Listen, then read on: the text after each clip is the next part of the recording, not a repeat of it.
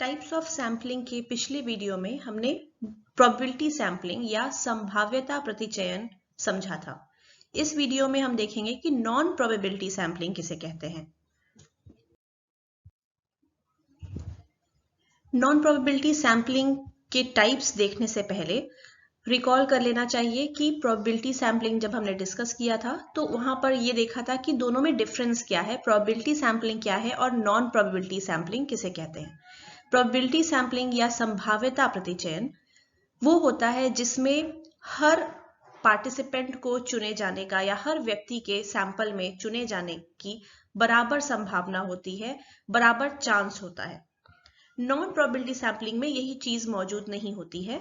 यहाँ पर जो आपका पॉपुलेशन या जनसंख्या है जिसमें से आपको अपना सैंपल या प्रतिदर्श चुनना है, उसमें जितने भी लोग शामिल होंगे सबके चुने जाने की बराबर संभावना नहीं होती है। यानी सबके पास इक्वल चांस नहीं होता है कि उनमें से कोई भी चुना जा सकता है। कुछ लोगों के चुने जाने की संभावना अधिक होती है, बाकियों की उतनी नहीं होती है। तो ये होता है नॉन प्रोबेबिलिटी सैम्पलिंग। अब इसके टाइप्स हम देखना शुरू करेंगे, जिसमें पहला लेंगे कन्वीनियंस सैम्पलिंग। कन्वीनियंस सैम्पलिंग, जैसा नाम से ही पता चल रहा है, इस प्रतिचयन विधि में कन्वीनियंस पर ध्यान देते हैं। क्या करना इजी है उस पर ध्यान देते हैं। ये मेथड बिहेवियरल साइंस जैसे कि साइकोलॉजी के रिसर्च में काफी इस्तेमाल होता है और ये बहुत ही सिंपल टेक्निक है। इसमें हम सीधे उन पार्टिसिपेंट्स को चुन लेते हैं सैंपल में जिनको प्राप्त करना इजी होता है।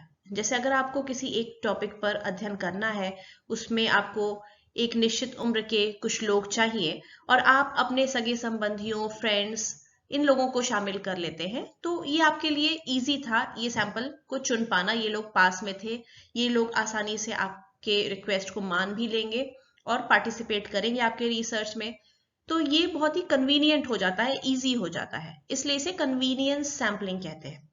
अगर मान लीजिए आप किसी यूनिवर्सिटी में रिसर्चर है, शोधकर्ता है, पीएचडी स्टूडेंट है और आपका रिसर्च जो है उसमें आपको कुछ यूनिवर्सिटी या कॉलेज लेवल के स्टूडेंट्स चाहिए पार्टिसिपेंट्स के तौर पर, तो आपके लिए क्या इजी रहेगा? आप जिस यूनिवर्सिटी में है, जिस डिपार्टमेंट में है, वहीं के स्टूडेंट्स पर आप अध्ययन कर लें। ये सबसे इजी है, बजाय कि आप पूरे इंडिया के या एक पूरे बड़े एरिया के कई सारी यूनिवर्सिटीज में जाएं, अलग अलग स्टूडेंट्स को सैंपल करें। उससे ज्यादा कन्वीनियंट है कि आप अपनी यूनिवर्सिटी के ही स्टूडेंट्स को ले लें। तो इस तरह की सैंपलिंग जो होगी उसे कन्वीनियंस सैंपलिंग कहते हैं। जो कन्वीनियंट हुआ वो आपने चुन लिया, सिलेक्ट कर लिया। लेकिन ये एक कमजोर तरह की सैंपलिंग मानी जाती है, क्योंकि यहाँ पर जो शोधकर्ता है, रिसर्चर है, वो कोई प्रयास नहीं करते हैं ये जानने के लिए कि पूरी पॉपुलेशन क्या है और कैसी है। जैसे अगर आपको यूनिवर्सिटी या कॉलेज स्टूडेंट्स पे अध्ययन करना है और मान लीजिए इंडिया के यूनिवर्सिटी या कॉलेज स्टूडेंट्स पे करना है, तो पूरे इंडिया के यूनिवर्सिटी के स्टूडेंट्स, कॉलेज के स्टूडेंट्स किस प्रकार के हैं, आपने ये जानने की कोई कोशिश नहीं की। आपने सिर्फ अपने यूनिवर्सिटी में जो लोग उपलब्ध थे, जिन्होंने रिस्पॉन्स दिया, जो शामिल होना चाहे आपके स्टडी में, आपने उन्हें ले लिया और अपना स्टडी, अपना रिसर्च कंप्लीट कर लिया। तो एक कमी तो ये हो जाती है कि रिसर्चर कोई प्रयास नहीं करते जानने के लिए कि पूरी पॉपुलेशन कैसी है। और दूसरी मेजर कमी कि रैंडम प्रोसेस से सिलेक्शन नहीं होता है। रैंडम प्रोसेस से सिलेक्शन करने के लिए सबसे पहले चीज तो यही है कि आप पूरी पॉपुलेशन जानें और फिर उसमें से आप रैंडमली लोगों का चुनाव करें। लेकिन यहाँ आपने ऐसा कुछ नहीं किया। आपने न पॉपुलेशन जानने की कोशिश की, न रैंडमली चुना। जो मिल गया, जो इजिली जिसने रिस्पॉन्स दे दिया कि ठीक है मैं पार्टिसिपेट करूंगा या करूंगी, आपने उसको शामिल कर लिया। रैंडम सिलेक्शन नहीं किया लोगों का। तो ये दो कमियां हो जाती हैं, जिसकी वजह से कन्वीनियंस सैम्पलिंग एक वीक फॉर्म ऑफ सैम्पलिंग है। और in general non probability sampling methods weak form of sampling है। ये तभी यूज किए जाने चाहिए जब किसी कारण की वजह से प्रोबेबिलिटी सैम्पलिंग मेथड्स यूज कर पाना संभव ना हो, क्योंकि ये थोड़े कमजोर तरह के सैम्पलिंग मेथड्स माने जाते हैं।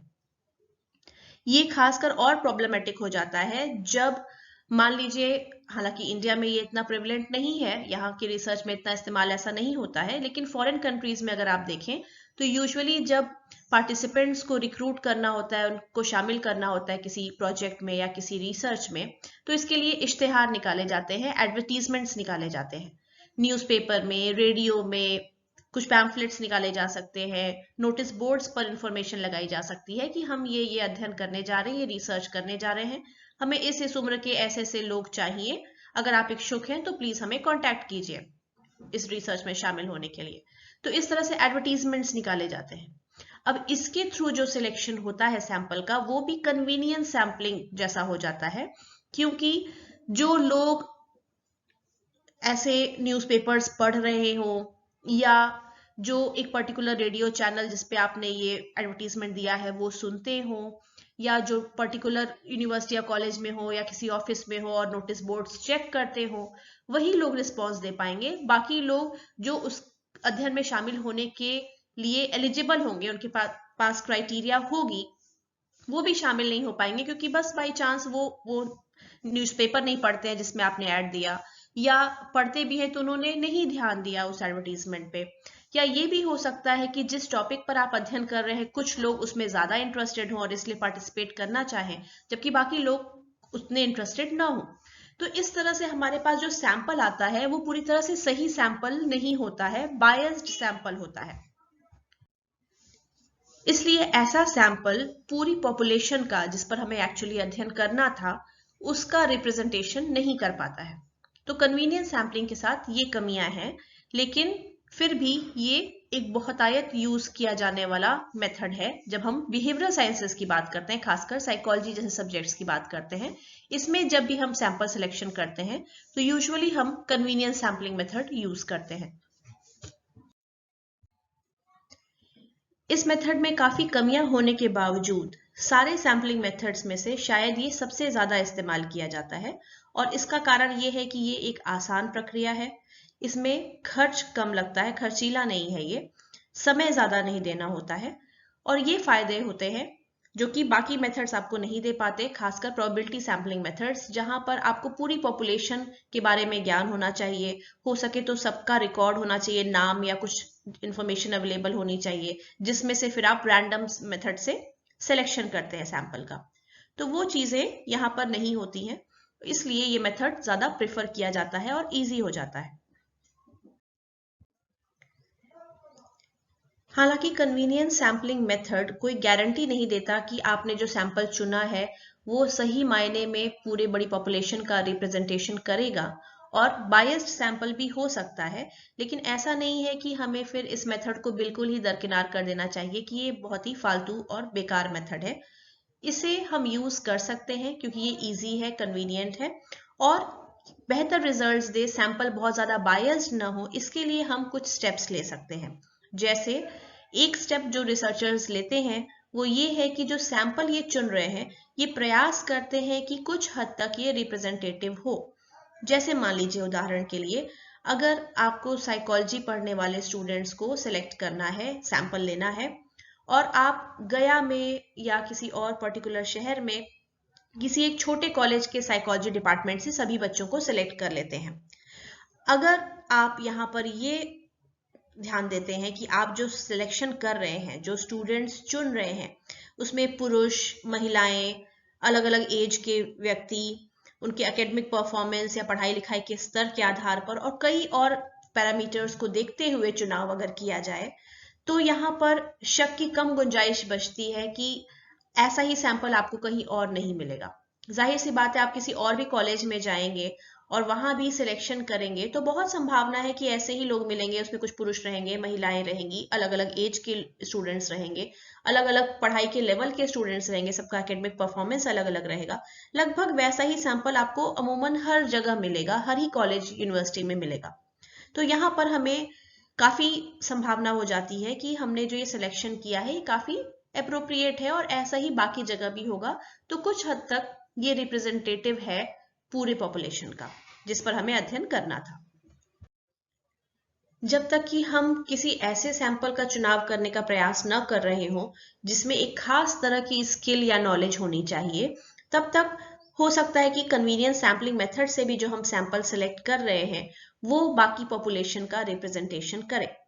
फॉर एग्जाम्पल, अगर आपको कोई ऐसे लोग चुनने हैं अपने सैंपल में जिनको कोई खास तरह की स्किल आनी चाहिए, जैसे उनको ड्राइविंग आनी चाहिए या उन्हें स्विमिंग आनी चाहिए, कुछ खास तरह की स्किल वाले लोग जब तक आप न चुन रहे हो, तब तक अगर एक सैंपल आप ले रहे हैं, कन्वीनियंस मेथड से ले रहे हैं और कोशिश कर रहे हैं कि वो हर तरह से एक ब्रॉड सिलेक्शन हो, कई तरह के लोगों का उसमें समावेश हो, तो कम संभावना बचती है कि ऐसा ही सैंपल आपको और जगहों पर नहीं मिलेगा। और इसलिए फिर कन्वीनियंस सैम्पलिंग मेथड से भी अगर आपने सैंपल चुना तो वो रिप्रेजेंटेटिव हो सकता है बड़ी पॉपुलेशन का। दूसरा मेथड या दूसरी स्ट्रैटेजी जो रिसर्चर्स आमतौर पे इस्तेमाल करते हैं ताकि कन्वीनियंस सैम्पलिंग से जुड़ी समस्याओं को थोड़ा कम किया जा सके, वो ये है कि आपने जो सैंपल चुना, पार्टिसिपेंट्स जो चुने, उनका आप क्लियर कट डिस्क्रिप्शन दीजिए। क्लियर तरीके से बताइए कि आपने किस तरह का सैंपल चुना, उनकी क्या खासियत थी। सैंपल के बारे में डिटेल जानकारी देने से फायदा ये होता है कि दूसरे शोधकर्ता या दूसरे व्यक्ति जो भी आपके अध्ययन को पढ़ते हैं, समझते हैं, वो अपने खुद निष्कर्ष निकाल सकते हैं कि आपने जो सैंपल लिया और जो आपके परिणाम प्राप्त हुए वो दूसरे लोगों पर या एक बड़ी जनसंख्या पे किस हद तक लागू होंगे। उदाहरण के लिए अगर एक रिसर्चर ने अपना जो अध्ययन किया है उसमें वो ये चीज मेंशन करता है कि हमने 20 बच्चों का सैंपल लिया था जो 3 से 5 वर्ष की उम्र के बीच के थे और इन्हें एक चाइल्ड केयर सेंटर से लिया था वाराणसी डिस्ट्रिक्ट में, या एक शोधकर्ता रिपोर्ट कर सकता है कि हमने 100 स्टूडेंट्स का सैंपल लिया था जिसमें 67 फीमेल्स थी, 33 मेल्स थे और ये सभी 18 से 22 उम्र के बीच के थे और ये साइकोलॉजी के स्टूडेंट्स थे जो कि एक बड़ी स्टेट यूनिवर्सिटी है उड़ीसा में, वहां से लिए गए थे। तो इतना डिटेल देने से, और भी अगर डिटेल दिया जा सके संभव हो, तो ये डिटेल दे पाने से फायदा ये होता है कि जो निष्कर्ष निकला, जो दूसरे रिसर्चर्स हैं या जो दूसरे लोग हैं जो आपका अध्ययन पढ़ रहे हैं, वो फिर अपने निष्कर्ष निकाल सकते हैं कि इस खास सैंपल पे जो फाइंडिंग प्राप्त हुई है, जो रिजल्ट्स आए हैं, वो क्या दूसरे बड़े समूह पर लागू हो पाएंगे या नहीं हो पाएंगे, या उन्हीं समूहों पर लागू होंगे, उसी तरह के लोगों पर लागू होंगे जहां पर आपने अध्ययन किया है।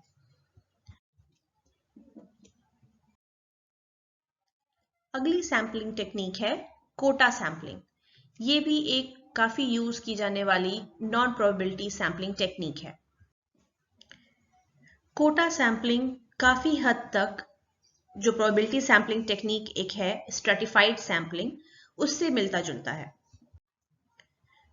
प्रोबेबिलिटी सैंपलिंग के वीडियो में आपने देखा है कि स्ट्रेटिफाइड सैंपलिंग उसे कहते हैं जहां पर हम कोशिश करते हैं कि अगर हमारी पॉपुलेशन जिससे हमें सैंपल चुनना है होमोजेनस नहीं है, यानी एक तरह के लोगों से भरी हुई नहीं है, उसमें अलग अलग सब ग्रुप्स है या सब क्लासेस हैं, तो हम कोशिश करते हैं कि हर ग्रुप या क्लास से लोगों का चुनाव कर पाए अपने सैंपल में।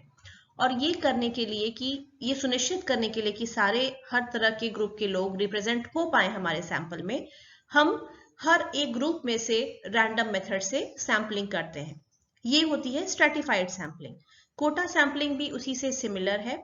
इसमें हम क्या करते हैं कि अगर हमें कन्वीनियंस मेथड से मान लीजिए 30 स्टूडेंट्स चुनने हैं अपने सैंपल के लिए, हम यहाँ ये नहीं करेंगे कि हमने पहले 30 बच्चे जो भी मिल गए उन्हें ले लिया।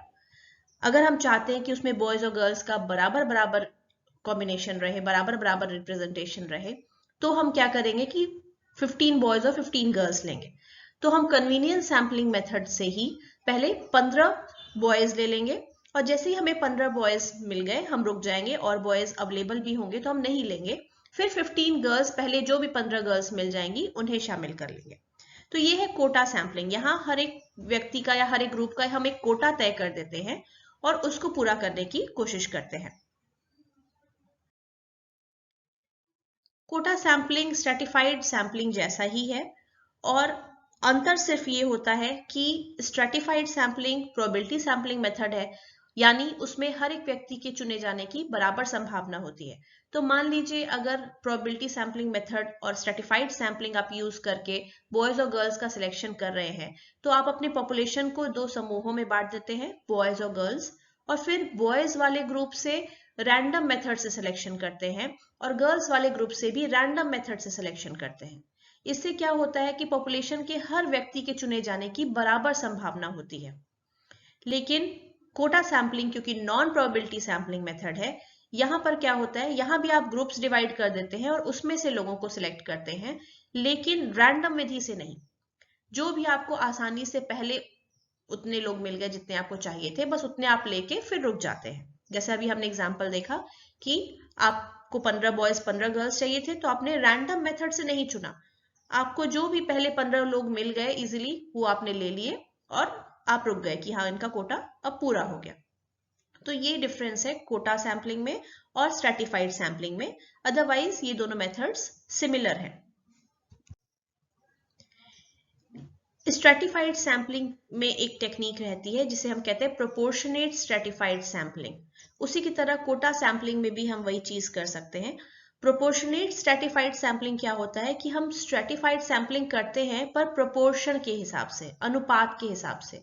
जैसे मान लीजिए अगर आपके पास 1000 लोग हैं जो कि आपकी पॉपुलेशन है जिस पर आपको अध्ययन करना था, और उसमें मान लीजिए 300 गर्ल्स हैं और 700 बॉयज हैं, और आपको अपना सैंपल जो चुनना है उसमें 100 लोग चाहिए, तो आप यहाँ ये नहीं करेंगे कि 50 बॉयज और 50 गर्ल्स को ले लेंगे। आप यहाँ क्या करेंगे कि उनका अनुपात बराबर रहे जैसा रियल पॉपुलेशन में है, इसके लिए आप 30 गर्ल्स लेंगे और 70 बॉयज लेंगे, ताकि प्रपोर्शन या अनुपात वही रहे जो रियल पॉपुलेशन में था। यही चीज हम कोटा सैम्पलिंग के साथ भी कर सकते हैं। यहाँ भी हम अनुपात को देखते हुए लोगों का सिलेक्शन कर सकते हैं, लेकिन याद रखिए कि जहां पर स्ट्रैटिफाइड सैम्पलिंग में सिलेक्शन रैंडम विधि से किया जाता है और सबके चुने जाने की बराबर संभावना होती है, कोटा सैम्पलिंग जो कि नॉन प्रोबेबिलिटी सैम्पलिंग मेथड है, यहां पर सबके चुने जाने की बराबर संभावना नहीं है, क्योंकि आपको जितने लोग चाहिए उतने आप कन्वीनियंस के हिसाब से लेते हैं, जो इजीली मिल जाए उनको ले लिया, इस तरह से आप सैंपल फॉर्म करते हैं। यहाँ फिगर में आप कोटा सैम्पलिंग का एग्जाम्पल भी देख पा रहे हैं। मान लीजिए अलग अलग शेड्स में दिखाया गया है कि अलग अलग एज ग्रुप के लोग हैं, और हर सिंबल क्या एज ग्रुप रिप्रेजेंट कर रहा है वो भी यहाँ पर टेबल में दिखाया हुआ है। आपने मान लीजिए कोटा तय कर लिया कि 11 से 21 साल के मुझे 11 लोग चाहिए, 22 से 31 साल के 16 चाहिए, 32 से 41 साल के 15 लोगों को सिलेक्ट करना है, और 42 से 51 के बीच में 18 लोगों को सिलेक्ट करना है, मतलब टोटल 60 लोग चाहिए। और आपने ऐसे करके अपना कोटा डिसाइड कर लिया कि इतने इतने लोग चाहिए। अब ये जो 11 से 21 के बीच के उम्र में जो आपको 11 पीपल सिलेक्ट करने हैं, वो आप रैंडम विधि से नहीं करेंगे, वो आपको सबसे पहले 11 जो लोग मिल गए आसानी से वो आप ले लेंगे। इसी तरह 22 से 31 साल के कोई भी 16 लोग आपको सिलेक्ट करने हैं, जो आसानी से मिल जाएंगे आप उन्हें सिलेक्ट कर लेंगे, जो पहले मिल जाएंगे, बस 16 आपको गिनती पूरी करनी है, जैसे ही हो गया आप रुक जाएंगे, आप रैंडम विधि से चुनाव नहीं कर रहे हैं। इसीलिए quota sampling method non probability sampling method हो जाता है।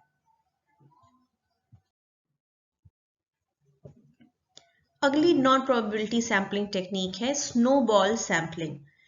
ये भी जैसा नाम से क्लियर है, स्नोबॉल जैसे फॉर्म होती है। जब कोई बर्फ का एक छोटा गोला पहाड़ से नीचे ढलान से होते हुए गुजरता है, तो वो और बर्फ जुटती जाती है उसमें, और वो साइज गोले की बड़ी होती जाती है। बिल्कुल ऐसे ही है स्नोबॉल सैम्पलिंग। स्नोबॉल सैम्पलिंग में जो शोधकर्ता है वो पहले किसी पार्टिसिपेंट के पास जाते हैं जो उनको लगता है कि ये व्यक्ति हमारे अध्ययन के मुताबिक हमारे अध्ययन में पार्टिसिपेट कर सकता है, हमारे रिसर्च में शामिल हो सकता है। ऐसे एक व्यक्ति के पास वो जाते हैं, उन पर अध्ययन करते हैं, फिर उनसे कहते हैं कि आप ही जैसे और कोई व्यक्ति को आप जानते हैं क्या? अगर वो जानते होंगे वो बोलेंगे हाँ आप इनसे भी संपर्क कर सकते हैं, इनसे भी पूछ सकते हैं अगर वो भाग लेना चाहे। और फिर उनके पास आप जाते हैं। दूसरे व्यक्ति फिर किन्हीं और 2-4 लोगों के नाम बता सकते हैं, आप उनके पास जाते हैं, और ऐसे करते करते आपको जितने टोटल लोग चाहिए संख्या बढ़ती जाती है। तो थोड़ा थोड़ा ऐड होते होते होते एक व्यक्ति ने 2 के नाम बताए, 2 ने फिर 4 के नाम बताए, 4 ने फिर 10 के नाम बताए, ऐसे करते करते आपका सैंपल पूरा हो जाता है। लेकिन ये चीज ध्यान देने की होगी कि स्नोबॉल सैंपलिंग आमतौर पे हम तब इस्तेमाल करते हैं जब जिस सैंपल पे हमें जानकारी लेनी है, जिस तरह के लोगों पर लेनी है, वो आसानी से नहीं मिल पाते। क्योंकि अगर आसानी से मिल पाएंगे तो हमें एक से दूसरे का पता पूछने की जरूरत नहीं है, हम डायरेक्टली सबको कांटेक्ट कर सकते हैं। लेकिन कुछ ऐसे लोग होते हैं जिनसे डायरेक्ट संपर्क करना नहीं संभव होता, या उनके बारे में जानकारी नहीं हो सकती है। जैसे ड्रग एडिक्ट्स जो होते हैं, जो नशे की लती हैं, जो किसी तरह का चरस, गांजा, हेरोइन इस तरह की चीजें लेते हैं, तो इनकी जानकारी आपको नहीं हो सकती है कि इस तरह के कितने लोग हैं और कहाँ से उपलब्ध हो पाएंगे, क्योंकि ये आम लोगों के बीच में इतनी आसानी से नहीं पता चल सकते हैं। तो अगर आप किसी ड्रग एडिक्ट को जानते हैं तो आप उनके पास जा सकते हैं, उनसे जानकारी ले सकते हैं, उनको अपने अध्ययन में शामिल कर सकते हैं और फिर उनसे पूछ सकते हैं कि आप किसी और व्यक्ति को जानते हैं जो इस चीज का नशा करता हो। अगर वो जानते होंगे तो वो आपको 2-3 और लोगों के संपर्क में ला सकते हैं, फिर उनसे आप आग्रह कर सकते हैं कि वो आपके अध्ययन में भाग लें, शामिल हों, और फिर उनसे किन्हीं और लोगों के नाम पूछ सकते हैं। इस तरह करके आपको अपना पूरा सैंपल मिल जाएगा। ये प्रोसेस तब तक कंटिन्यू की जाती है जब तक आपको जितने लोग चाहिए अपने सैंपल में वो सभी न मिल जाएं। जैसे अगर आपको 50 लोग चाहिए अपने सैंपल में, तो जब तक 50 नहीं पूरा हो जाएगा आप ये प्रोसेस कंटिन्यू करते रहेंगे। एक से दूसरे के बारे में पूछेंगे, दूसरे से और लोगों के बारे में पूछेंगे, हर एक व्यक्ति से आगे पूछते जाएंगे। तो जब तक आपको पूरा नंबर नहीं मिल जाता सैंपल का जो आपको चाहिए, जिसे सैचुरेशन पॉइंट भी कह सकते हैं, तब तक आप ये प्रोसेस कंटिन्यू करते हैं। स्नोबॉल सैंपलिंग में फायदा यही होता है कि वैसे समूह जो कि बहुत कम संख्या में है, जिनके बारे में कम जानकारी है, उन पर अगर आपको अध्ययन करना हो तो इस विधि से आपको आसानी से वो सैंपल मिल सकता है। या वैसे समूह जो छुपे रहना चाहते हैं, जैसे एड्स से पीड़ित लोग, इनका नाम कभी आपको किसी हॉस्पिटल लिस्ट में भी नहीं बताया जाएगा, रिवील नहीं किया जाएगा, क्योंकि ऐसा करने से लोग उनके साथ भेदभाव करने लगते हैं, उनसे दूरी बनाने लगते हैं, कतराते हैं। इसकी वजह से इन लोगों के नाम रिवील नहीं किए जाते हैं। तो ऐसे लोगों के बारे में अगर आपको जानकारी चाहिए और मान लीजिए कहीं से आपको पता चला कि कोई एड्स पीड़ित व्यक्ति है, तो आप उससे संपर्क कर सकते हैं। उसको अपने अध्ययन में आपने शामिल किया, फिर आप उससे पूछ सकते हैं क्या आप और किसी व्यक्ति को जानते हैं जो एड्स से पीड़ित हो। संभव होगा कि वो जानते होंगे, और अगर वो किसी और का नाम बताते हैं फिर आप उनके पास जा सकते हैं। अगर वो एग्री करते हैं आपके अध्ययन में पार्टिसिपेट करने के लिए तो कर सकते हैं, या न भी करना चाहें तो फिर आप उनसे पूछ सकते हैं कि आप किसी और व्यक्ति को जानते हैं जो भी एड्स से पीड़ित हो, और फिर वो आपको किसी और का संपर्क दे सकता है और फिर आप उससे कांटेक्ट कर सकते हैं। इस तरह करते करते स्नोबॉल सैंपलिंग विधि से हम अपना पूरा सैंपल कंप्लीट कर लेते हैं। कुछ वैसे समूह जो छुपे रहना चाहते हैं, जो सबकी नजर में नहीं आना चाहते हैं, जैसे कोई अपराधी समूह हो सकता है, या जो प्रोस्टिट्यूट्स होती हैं, जो सेक्स वर्कर्स होती हैं, वो लोग भी छुपे रहना चाहती हैं, वो सबके सामने नहीं आती हैं, उनके बारे में पता करना मुश्किल हो सकता है। ऐसे समूहों के बारे में अगर एक व्यक्ति का पता चले तो उससे फिर आप दूसरे उसी तरह के व्यक्तियों के बारे में कॉन्टैक्ट इन्फॉर्मेशन निकाल के उन्हें कॉन्टैक्ट कर सकते हैं और उनसे रिक्वेस्ट कर सकते हैं कि आपके अध्ययन में पार्टिसिपेट करें। स्नोबॉल सैंपलिंग का ऑनलाइन अध्ययन करने में भी काफी यूज है।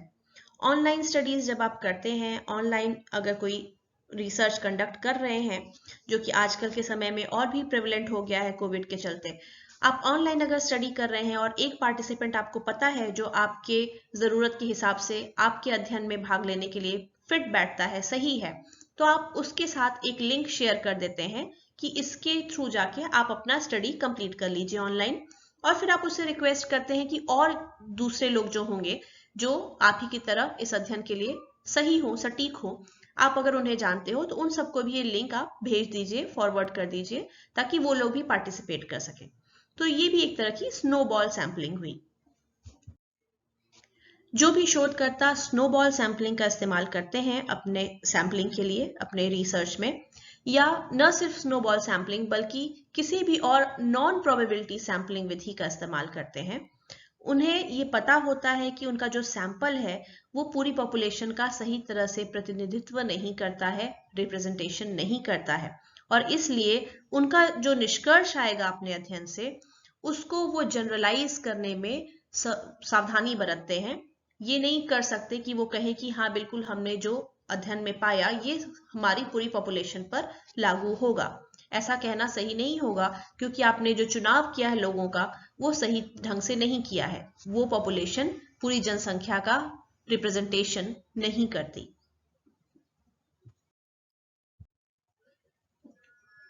अगला मेथड नॉन प्रोबेबिलिटी सैंपलिंग का पर्पसिव सैंपलिंग है।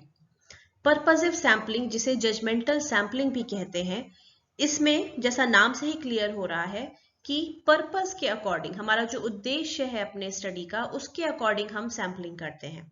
या जजमेंटल सैम्पलिंग से भी चीज क्लियर हो रही है कि हम अपनी जजमेंट के हिसाब से, हमें जो लगता है कि हमारे अध्ययन के लिए ये पार्टिसिपेंट सही रहेगा, उसके हिसाब से हम सिलेक्शन करते हैं। हमारे अध्ययन का जो उद्देश्य है, अगर हमें लगता है कि एक खास तरह का पार्टिसिपेंट जो है वो सही रहेगा हमारे अध्ययन के लिए, वो सही प्रकार की जानकारियां दे पाएगा जिससे हमारे अध्ययन का उद्देश्य पूरा हो जाएगा, सिर्फ हम वैसे लोगों का सिलेक्शन करते हैं। इसे कहते हैं पर्पसिव सैम्पलिंग या जजमेंटल सैम्पलिंग।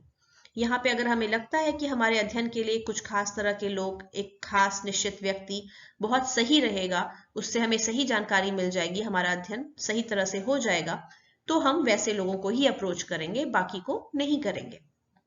तो यहाँ पर स्टडी के उद्देश्य को या रिसर्च के उद्देश्य को ध्यान में रखते हुए जब लोगों का सिलेक्शन हम करते हैं, तो ये पर्पसिव सैम्पलिंग या जजमेंटल सैम्पलिंग हो जाती है। और स्टडी के उद्देश्य को ध्यान में रखते हुए जो डिसीजन लेता है कि किसे शामिल करना है, वो हमारा शोधकर्ता है या रिसर्चर है, जो ये तय करता है कि कौन हमारी स्टडी के लिए एप्रोप्रिएट रहेगा, सही रहेगा और हमें कोऑपरेट भी करेगा, पार्टिसिपेट करेगा, हमें हेल्प करेगा, उसे ही हम शामिल करते हैं। ये होती है पर्पसिव सैम्पलिंग। पर्पसिव सैम्पलिंग का इस्तेमाल खासकर तब होता है जब हम किसी ऐसे टॉपिक पर स्टडी कर रहे हों जिसके बारे में बहुत जानकारी पहले से उपलब्ध नहीं है। ऐसे केस में फिर हमें जो लगता है कि जिन लोगों से सही इंफॉर्मेशन मिल पाएगी, हम सिर्फ उन्हें कांटेक्ट करते हैं। ये मेथड ज्यादातर क्वालिटेटिव रिसर्च में इस्तेमाल होता है, लेकिन क्वांटिटेटिव रिसर्च में भी इसका यूज बढ़ने लगा है। और यहाँ पर रिसर्चर अपने समझ के हिसाब से, अपनी जजमेंट के हिसाब से सिर्फ उन लोगों को चुनता है जो उसे लगता है उसके अध्ययन के लिए सही रहेंगे। यहाँ पर इस ब्रीफ डायग्राम में या एक ब्रीफ पिक्चर यहाँ पर शो की जा रही है, जिसमें जो नॉन प्रोबेबिलिटी सैम्पलिंग टेक्निक्स हमने देखी वो शॉर्ट में एक्सप्लेन किया हुआ है।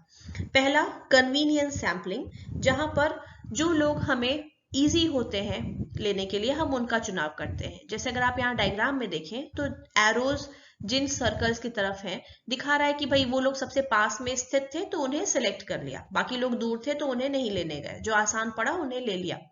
तो ये कन्वीनियंस सैम्पलिंग हो गई। पर्पसिव सैम्पलिंग, इसमें रिसर्चर सोचता है कि हमारे अध्ययन के लिए जो लोग सही रहेंगे उन्हें चुने, तो पूरी पॉपुलेशन में उसे जो लोग सही लग रहे हैं उसने उन लोगों का चुनाव किया, तो ये हो जाती है पर्पसिव सैम्पलिंग। स्नोबॉल सैम्पलिंग में शोधकर्ता किसी एक या दो व्यक्ति को कांटेक्ट करता है, उनसे जानकारी लेता है, फिर उनसे पूछता है कि आप उन लोगों के नाम बता दीजिए जिनसे मैं कांटेक्ट कर सकूं और वो हमारे अध्ययन में पार्टिसिपेट करें। और फिर दो व्यक्ति और लोगों के नाम बताते हैं। जैसे यहाँ पर आप डायग्राम में देख रहे हैं कि रिसर्चर ने दो लोगों को कांटेक्ट किया, अब वो दोनों लोगों ने तीन तीन और लोगों के नाम बता दिए, अब वो तीन फिर आगे चल के और लोगों के नाम बता सकते हैं। तो इस तरह से आपका सैंपल बढ़ता जाता है या स्नोबॉल होता जाता है। और कोटा सैम्पलिंग, जिसमें मैंने बताया था कि कोटा सैम्पलिंग में क्या है कि अगर आपका जो पॉपुलेशन है, जो बड़ा समूह है जिस पर आपको अध्ययन करना था, उसमें एक प्रकार के लोग नहीं हो, अलग अलग समूह बने हो, उसमें अलग अलग सब ग्रुप हो या सब क्लासेस हो, और आप चाहते हैं कि हमारे सैंपल में सभी लोगों का थोड़ा बहुत रिप्रेजेंटेशन हो पाए, सभी लोग शामिल हो पाए, उसमें कोई छूट न जाए बिल्कुल, तो उसमें आप कोटा सैंपलिंग इस्तेमाल कर सकते हैं। जैसे मान लीजिए अगर एक पर्टिकुलर ग्रुप है और आप चाह रहे हैं कि मुझे सिर्फ इसमें से फीमेल्स ही सिलेक्ट करनी है, मेल्स नहीं सिलेक्ट करने हैं, मान लीजिए अगर आपको सिर्फ फीमेल्स का कोटा है तो आपने सिर्फ उस पर्टिकुलर टाइप के लोगों को ही लिया और मेल्स को नहीं लिया। या अगर आपके ग्रुप में आपको जो लोग लेने हैं वो हाई क्लास, मिडिल क्लास और लो क्लास से आते हैं और आप चाहते हैं कि हाँ तीनों ही ग्रुप के कुछ कुछ लोग हमारे सैंपल में शामिल हो जाएं, और आप फिर तीनों ग्रुप से कुछ कुछ लोगों को ले लेते हैं, जैसे मान लीजिए 30% एक ग्रुप से लिए, 30% दूसरे से लिए और 30% तीसरे ग्रुप से लिए, तो ये फिर कोटा सैंपलिंग हो जाएगा क्योंकि आपने हर सब क्लास या कैटेगरी से लोगों का चुनाव किया। लेकिन यहाँ पर ध्यान देने की चीज यही है कि ये स्ट्रेटिफाइड सैंपलिंग नहीं है, जो कि एक प्रोबेबिलिटी सैंपलिंग विधि है, और इसलिए यहाँ पर हम जब सिलेक्शन करते हैं उन सब ग्रुप्स में से, तो ये सिलेक्शन कन्वीनियंस के आधार पे होता है, जो पहले मिला उसे ले लिया। यहाँ पर रैंडम विधि से हम सिलेक्शन नहीं करते, जैसा कि प्रोबेबिलिटी सैंपलिंग के मेथड स्ट्रेटिफाइड सैम्पलिंग में किया जाता है। तो ये एक समरी है आपका नॉन प्रोबेबिलिटी सैम्पलिंग मेथड जो आपने इस वीडियो में देखे। धन्यवाद।